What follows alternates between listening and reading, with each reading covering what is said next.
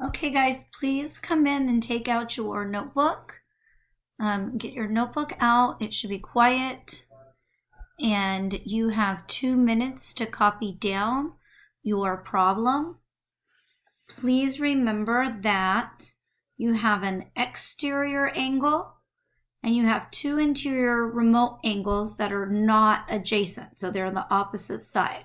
So remember, the rule for exterior angles is that my 2 interior remote angles, when I add them up, the sum is going to be my exterior angle. So you need to write an equation and solve for x. You only need to solve for x. Please give them 2 minutes to write down the problem, and then give them 2 minutes to solve the problem.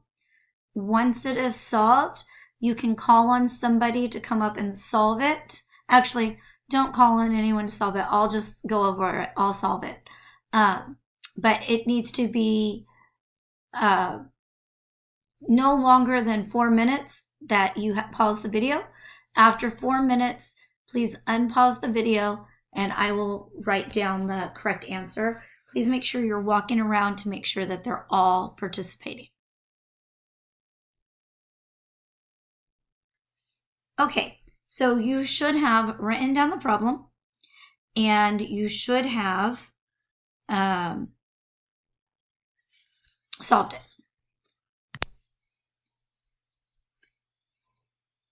Okay, so I know that my 2 remote interior angles, when I add them up, they have to equal my exterior angles. So I'm going to write my equation, x plus 74 equals 133. If you did not write your equation right, please fix it now. Okay, now it's just a simple equation. We know how to solve our equations. We have to keep it balanced. Right now it says to add 74 to x, so we're going to do the inverse operation, and we're going to subtract 74. 74 minus 74 gives me 0. That allowed me to isolate my variable, so I'm left with x on the left-hand side. But I have to keep my equation balanced. What I did on one side, I have to do the other side. So I'm going to subtract 74 from the other side. So I cannot take 4 away from 3 because it's larger than 3. So I'm going to regroup. My 3 is going to become a 2, and my 3 is going to become 13. So 13 minus 4 is 9. Now I can't take 7 away from 2, so again I'm going to regroup and I get 12. 12 minus 7 is 5. So x equals 59.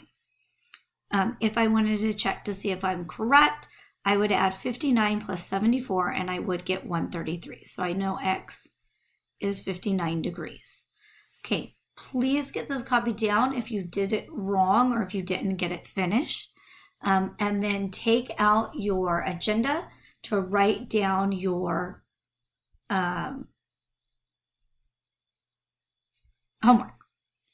Okay, so go ahead and pause the video for a minute. Let everyone get this written down. Please walk around and make sure they have it done, and then have them take out their agenda.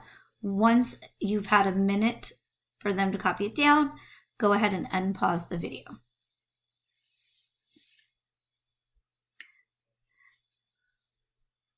Okay, so the video should be unpaused. You should have your agenda out. Today, we already did math review.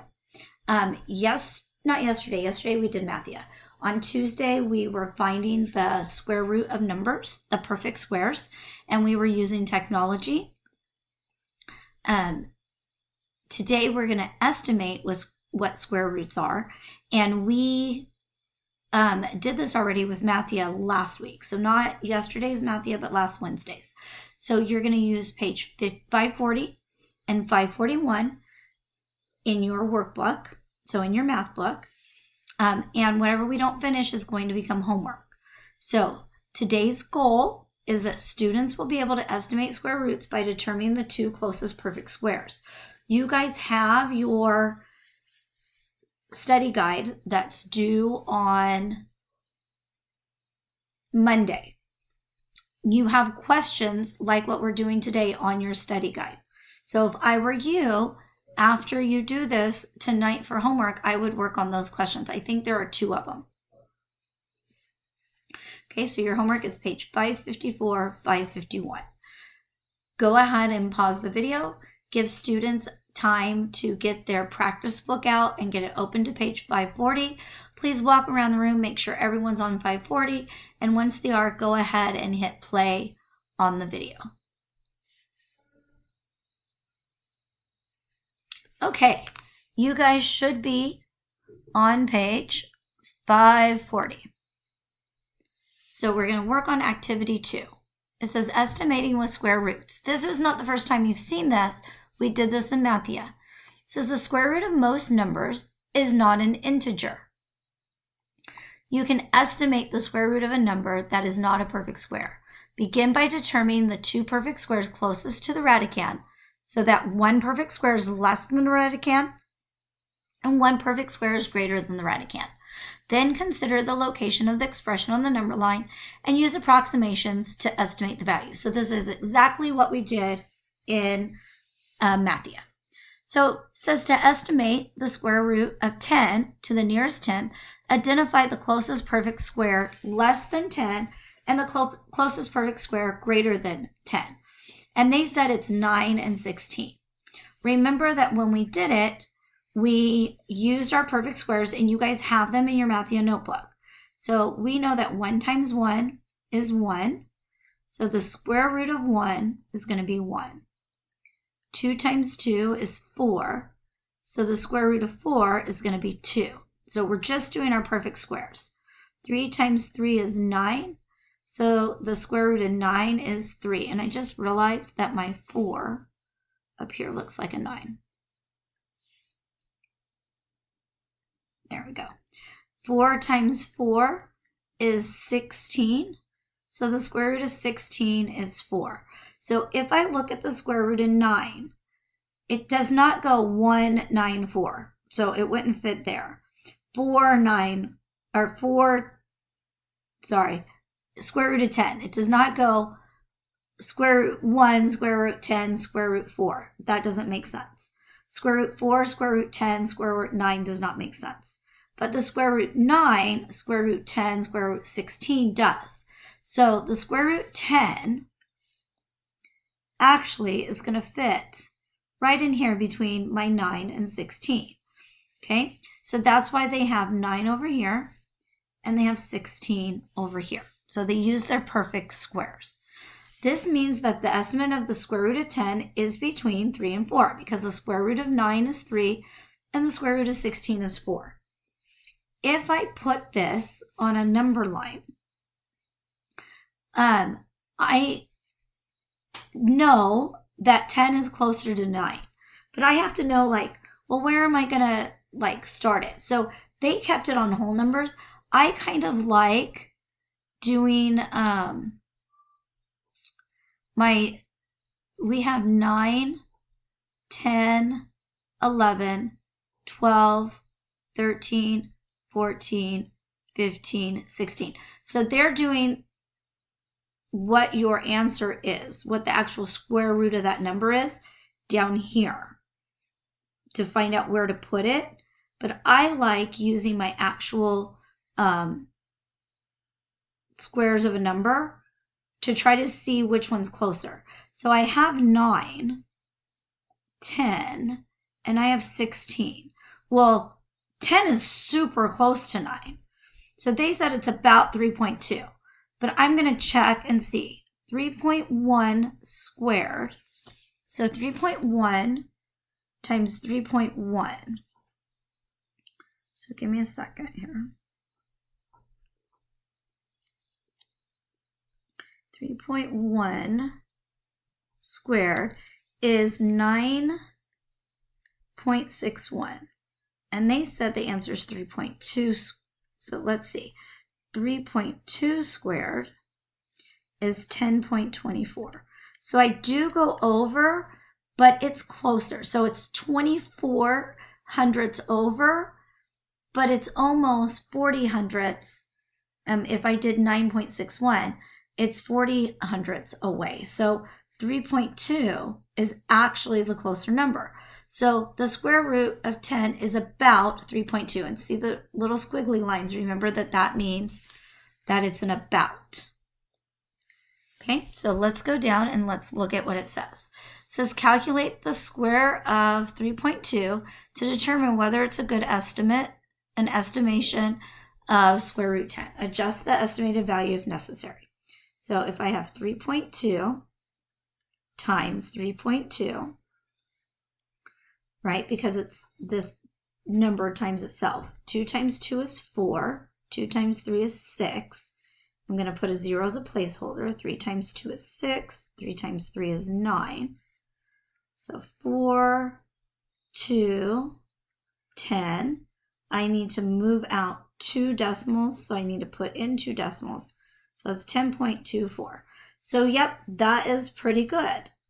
It says adjust the estimated value if necessary. So we could, if it said without going over, then we'd go with 3.1. But it just wants the one that it's closest to.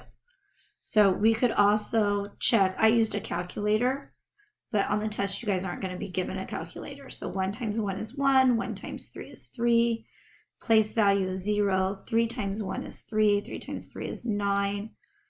So it's 961, but we have to move 2 decimals out, 2 decimals in, which gives me 9.61. So 3.2 is the best estimate. It says consider each expression: square root 8, square root 91, square root 70, and square root 45. Order the expressions from least to greatest. Locate the approximation of each expression on the number line. Explain the strategy used to plot each value. So I'm going to do 2 with you, and then you are going to do the next 2, and you're going to place them on the number line. So let's see. I have the square root 8.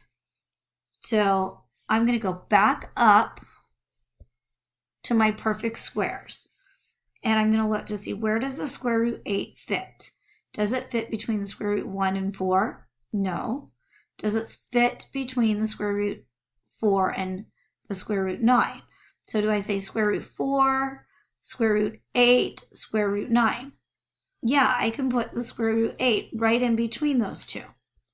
So I'm going to come back down here, and I'm going to say that it goes in between the square root 4, and then it would be the square root 8, and then it would be the square root 9. I know the square root 4 is 2, and the square root 9 is 3. So I know it's going to be in between 2 and 3.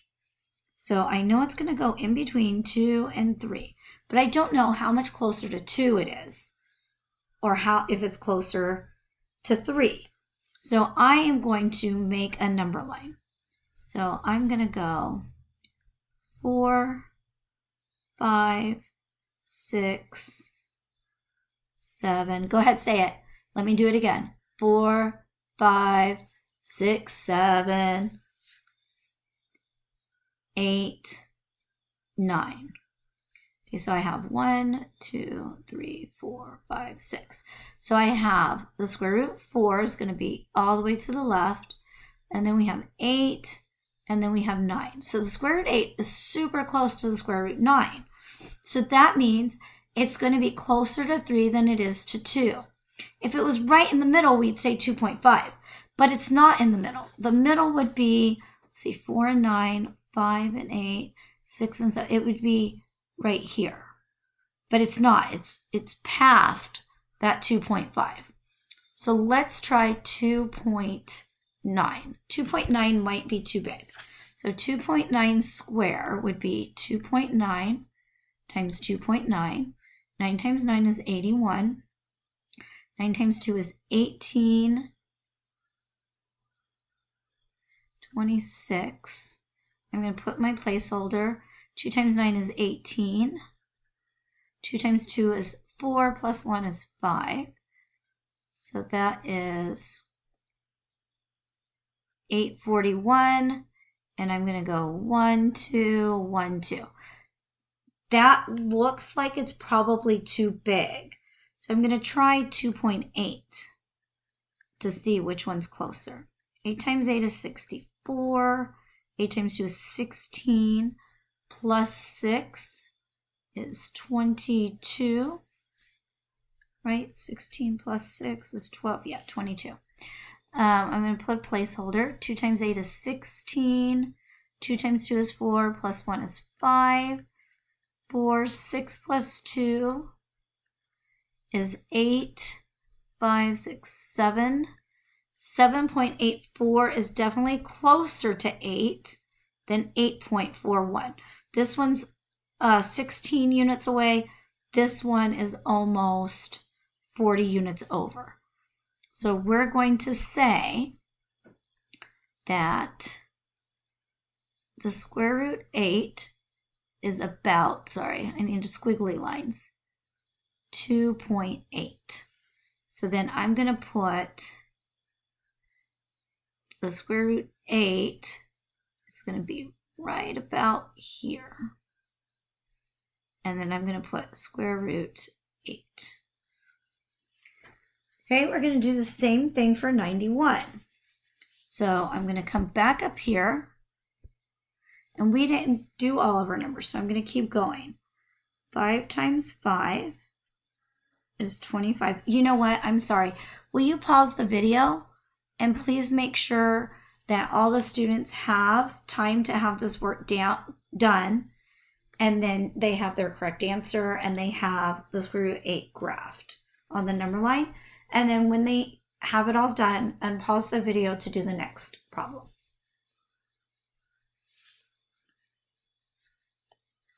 Okay, we're going to come back up here. 5 times 5 is 25, so I know the square root of 25 is 5. 6 times 6 is 36, so I know the square root of 36 is 6. 7 times 7 is 49, so I know the square root of 49 is 7. 8 times 8 is 64, so I know the square root of 64 is 8. 9 times 9 is 81, so I know the square root of 81 is 9. 10 times 10 is 100, so I know that the square root of 100 is 10. And I just started thinking, if you go back 2 pages from what we did on Tuesday, you have all of these in your book. I can't remember what page it is though. Okay, so we need to do the square root of 91. So the square root of 91 falls, it's not in between 9 and 16. It's not in between 16 and 25. It's not in between 25 and 36. It's not in between 36 and 49. It's not in between 49 and 64. It's not in between 64 and 81.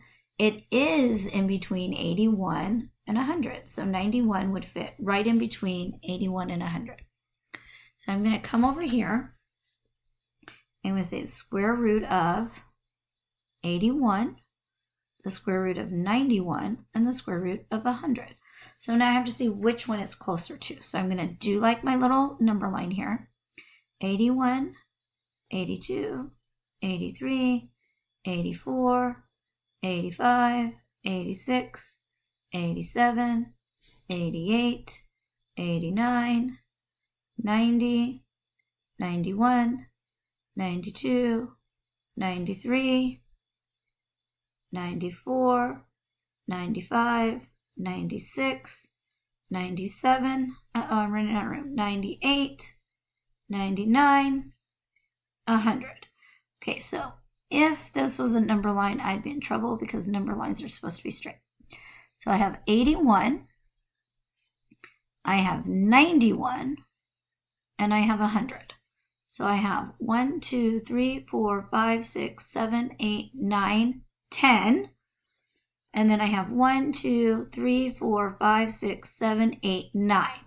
So it's a little bit past halfway. So if we did our numbers to get the middle, it'd be 1, 2, 3, 4, 5, 6, 7, 8, 9, 10. Yeah, so right here would be halfway. So halfway would be in between the square root of 81, which is 9, and the square root of 100, which is 10. So in between, right here would be 9.5. So this is a little bit past. Might be a little bit more than 9.5. It might be 9.6. But let's check. Okay, so let's try it. So 9.5 times 9.5. 5 times 5 is 25. 9 times 5 is 45, 46, 47. Place my placeholder. 9 times 5 is 45. 9 times 1 is 81. Plus 4 is 85. So I have 5, I have 12, I have 10, and I have 9. So 90.25. 90.25. And I'm trying to get as close to 91 as I can. So 90.25. If I went up and did 9.6 times 9.6, I think it's going to put it over and it's going to be too big. So I think it's going to be 9.5, but let's see. 6 times 6 is 36. 9 times 6 is 54. 58. No. 54, 55, 56, 57. Put our placeholder. 54. 81, 86, that's 6, 7, 8, 9, 10, 11, that is 12, that's 92. So that's going to put us a full point over. So 9.5 is our answer. So it's going to be about 9.5. So we're going to come down here and we're going to go in between 9 and 10. That's 9.5, so that's going to be where the square root of 91 is. So it says order the expression from least to greatest. So once we get them on here, we'll put them in order from least to greatest. And locate the approximation of each expression on the number line. So we're going to do that first because then that helps us put it in order from least to greatest. Okay, you guys are going to try 70 and 45. So pause the video and give them like 3 minutes. They can work with a partner 2 minutes, 2-3 minutes, and have them find the square root 70. So you guys are going to come back and you're going to see where would that fit in between, and then make your number line to see where that falls, and then do your estimate, multiply it by squaring it, and then getting your answer. So give them 3 minutes and then unpause the video so they can see if they got it right. But please walk around and make sure that they're actually doing it and they're working with each other.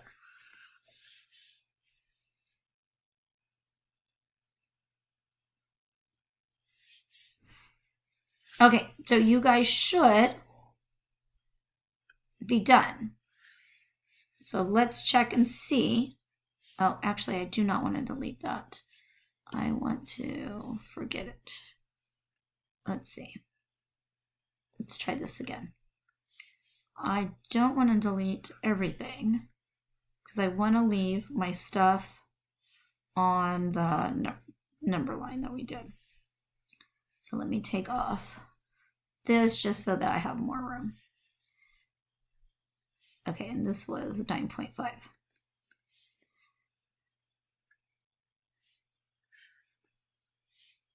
No, I don't want that. I just want this piece. Okay, well, I'm going to delete it. Oh, there we go. Okay, so we had the square root of 70. And if I look, the square root of 70 should have went in between the square root of 64 and the square root of 81.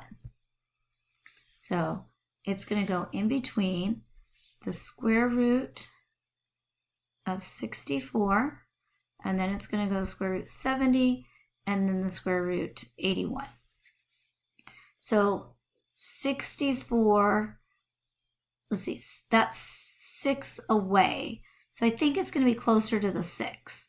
So I'm going to make a number line: 64, 65, 66, 67, 68, 69, 70, 71, 72, 73, 74, 75, 76, 77, 78, 79, 80, 81. Okay, so we have 64, then we have 70, and then we have 81. So it's definitely closer. Halfway between would be 1, 2, 3, 4, 5, 6, 7, 8, 9. It would be here. So this would be halfway. Halfway, so 64, the square root of 64 is 8. The square root of 81 is 9. So halfway in between would be 8.5. So it's definitely less than 8.5. Not a lot less. It could be 8.3 or 8.4. So let's try 8.4. 8.4 times 8.4. 4 times 4 is 16. 4 times 8 is 32 plus 1 is 33. I'm going to put my placeholder. 8 times 4 is 32. I'm going to regroup my 3. 8 times 8 is 64 plus 3. 67. Okay, I'm going to add those up. 6, 3, 4, 5, 10, 70.56. And we're trying to get 70. So we went over. So 8.5 might be too big. So let's try 8.3 because we have to get the closest to it. So 3 times 3 is 9. 3 times 8 is 24. Placeholder 8 times 3 again is 24. Carry my 2. 8 times 8 is 64. 65, 66. That's 9, 8, 8, 6. So 68.89 and 70.56. Which one do you guys think is the closest? It's definitely 84. So we're going to say 70 is about, the square root of 70 is about 8.4. Remember, it would be, right in the middle would be 8.5. So it's going to be a little bit to the left. And then we're going to say the square root of 70. Okay, do the same thing for the square root of 45. Please give them about 3 minutes to work on it. And then walk around, make sure they're all doing it. And then unpause the video to make sure that they have the correct answer.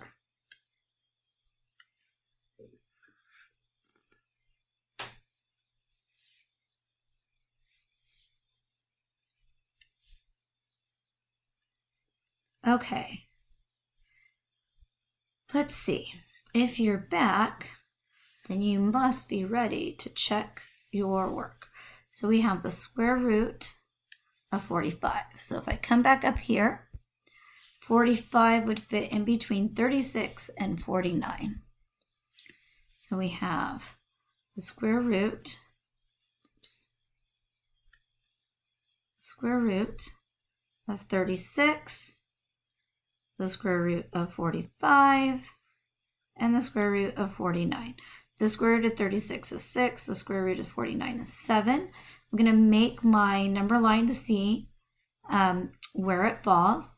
So I have 36, 37, 38, 39, 40, 41, 42, 43, 44, 45, 46, 47, 48, 49. Okay, so here's 49. Get rid of that. And then we have 45 is the one that we are looking at, and then 36. So 45 is definitely closer to 49. Halfway would be 1, 2, 3, 4, 5, 6, 7. It would be right here. So this would be halfway. Halfway between 6 and 7, 6, 7, it would be 6.5. So it has to be bigger than 6.5, but it's not all the way at 49. It's about halfway in between there. Halfway between 6.5 and 7 would be probably about 6.7. So let's try 6.7 times 6.7. 7 times 7 is 49. 7 times 6 is 42, plus 4 is 46. Put my placeholder. 6 times 7 again is 42.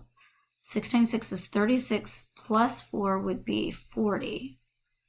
9, 8, 4, 4. 44.89. That is pretty close. 6.8 is going to be too big. It's going to be way over. So 6.7 is our answer. So I'm going to erase this here so that we can put the actual answer is going to be about 6.7. And then I'm going to come here. In between 6, 7 would be 6.5. So it's going to be closer to my 7, and we're going to put the square root 45. Okay, now it says write them in order from least to greatest. Well, I know my smallest numbers are on the left. So it's going to go square root 8, square root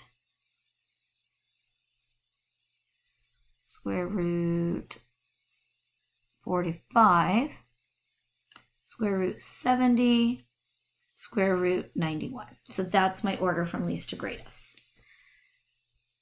Okay, then it says estimate the value of each expression to the nearest tenth, then calculate the square of each approximation to determine whether it's a good estimation. Adjust the estimated value if necessary. We actually did this part already when we were answering it and we multiplied all the ones we were trying. I guess we could have put our work down here. As long as you have it somewhere on the paper, you're good. Okay, so now it says determine the side length of each square given the area. This is exactly what we did for Mathia. Okay, so, So we have area equals 25 square inches. That means it wants us to find the square root of 25. Okay, well, 25 is a perfect square. I know because if I come back up here, it's right here.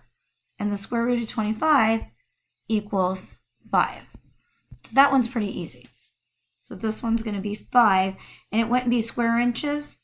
It would just be inches. So now it wants you to find the square root of 13, the square root of 80, the square root of 53. If they're not perfect squares, then you're going to have to estimate like we did up above. So you can have the rest of the period to do B, C, and D for homework. If you get it done, then you guys can sit quietly at your desk. Do not get up walking around. And you can work on anything else you need to work on. You can get your Mathia completed. But you need to be doing something productive. Everybody has Mathia that they can finish. And then we will check these 3 tomorrow. And I will see you. Please make sure that I get a good sub report.